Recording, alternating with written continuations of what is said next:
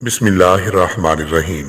امام بخاری رحمۃ اللہ علیہ نے اپنی کتاب صحیح البخاری کتاب الاستسقاء میں حضرت ابو ہریرہ رضی اللہ عنہ سے مروی ایک روایت نقل کی ہے، جس میں رسول اللہ صلی اللہ علیہ وآلہ وسلم نے ارشاد فرمایا کہ قیامت اس وقت تک نہیں آئے گی جب تک علم کو اٹھا نہیں لیا جاتا۔ اس وقت کثرت سے زلزلے آئیں گے،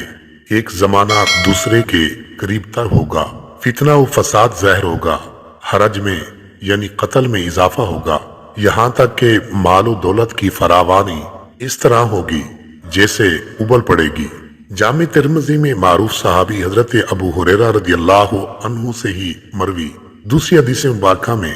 رسول اکرم صلی اللہ علیہ وآلہ وسلم نے قرب قیامت کی نشانیوں کا ذکر کرتے ہوئے ارشاد فرمایا کہ جب مال غنیمت کو گھر کی دولت سمجھا جانے لگے، امانت میں خیانت کی جائے، زکوٰۃ کو بوجھ سمجھا جائے، دینی تعلیم دنیا کے لیے حاصل کی جائے، آدمی بیوی کی اطاعت کرنے لگے، اولاد ماں کو ستانے لگے، دوستوں کو قریب اور والدین کو